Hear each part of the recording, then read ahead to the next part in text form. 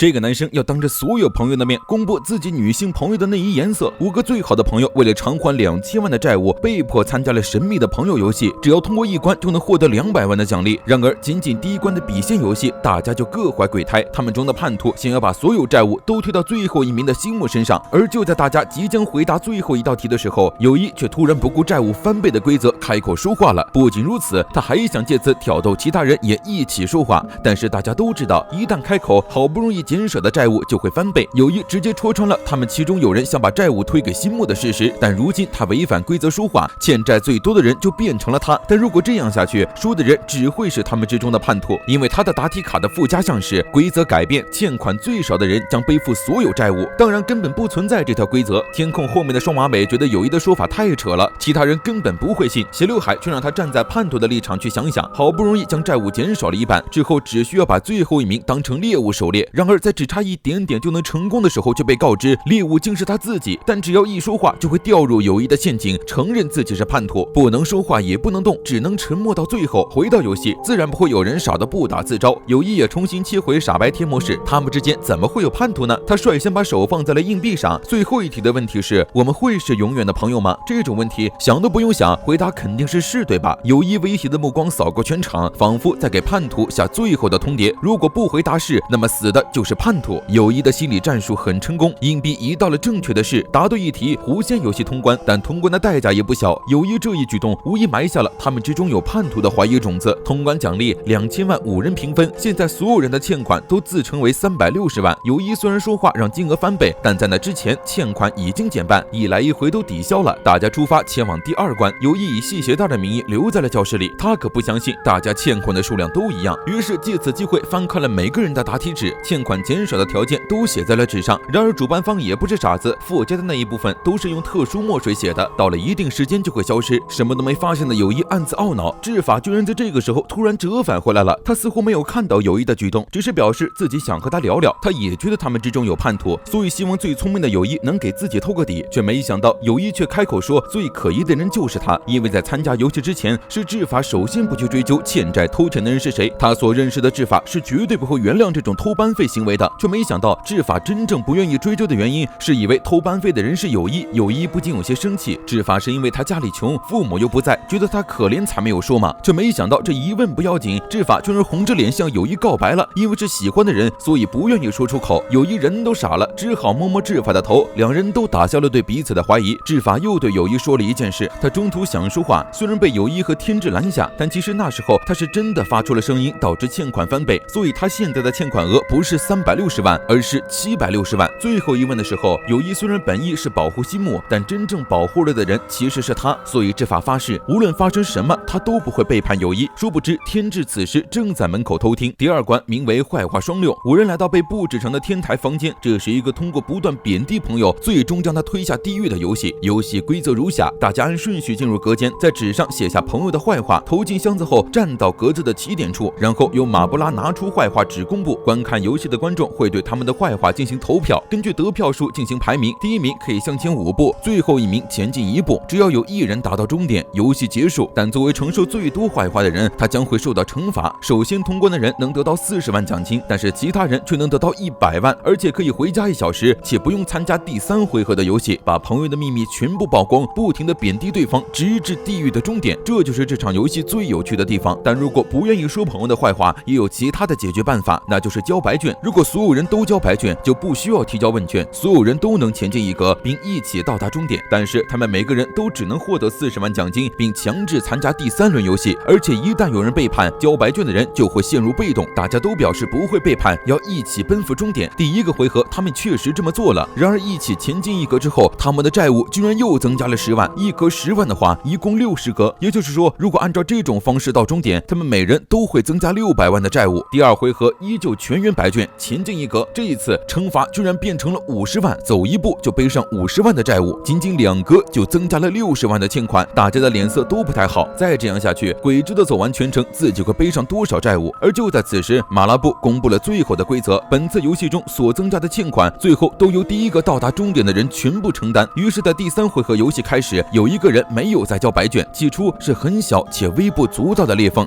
但也足够破坏他们之间的友情。而破坏友谊最单纯的方法，就是是男女关系。马拉布公布了纸上的坏话，志法喜欢友一，而他之前还跟天志交往过。此话一出，所有人都傻眼了，尤其是对志法告白失败的阿成。投票结果公布，唯一被说了坏话的志法成为第一，前进5步。不过这一次他的债务并没有增多或减少。阿成觉得自己就像是傻子一样被友一和天志看笑话，天志还要火上浇油的炫耀自己前任的身份。志法解释，他和天志其实是青梅竹马，天志和检察官父亲和志法的警察夫妻是好友，从小就给他俩定了娃娃亲，所以他们只好在父母面前假装交往。2年前，天志因父亲亡故转学，他们的关系就此中断，直到去年他们才在这个学校偶然相遇。虽然志法对天志只有竹马之谊，但天志却说自己至今仍旧喜欢着志法，并将矛头指向了阿成。他从很早之前就非常不满阿成对志法的说话和态度，阿成更是来气，有不满直接告诉他不就得了，为什么非要写在坏话纸上？但天志却说这条坏话根本不是他写的，他还觉得是阿成听到了别人的流言恶意陷害他们的。对于他和志法以及友一的特殊关系，阿成绝对很嫉妒，因为只有他一人是字面意义上的朋友。阿成揪住天志的衣领就要教训天志，友一赶紧分开2人，如果都喜欢志法的话，那就别做让他伤心的事啊。男生那边因为志法争风吃醋，得知志法喜欢友一后，西莫的表情也变得不对劲起来。第4回合开始，友一首先进入隔间，他明明拿起了笔，却出来之后对志法说自己交了白卷。虽然大家都肯定自己交了白卷，但这次的坏话纸却有3张，分别针对初2和妈妈一起洗澡的阿成，1个月不洗澡的友一和曾经整过容的志法。志法这一条因为实在太过劲爆，被再次排名第1。阿成轻松地说志法这一条肯定是假的，却没想到志法并没有否认，而是反问他，如果自己整过容，阿成还会喜欢自己吗？还是连朋友都不和他当了？比起爱情，友情其实更加经不起考验。所有人都出于各种目的才和他成为朋友，没人想和没有利用价值的人做朋友。不管是无常的爱情还是无常的友情，都是根本不存在的。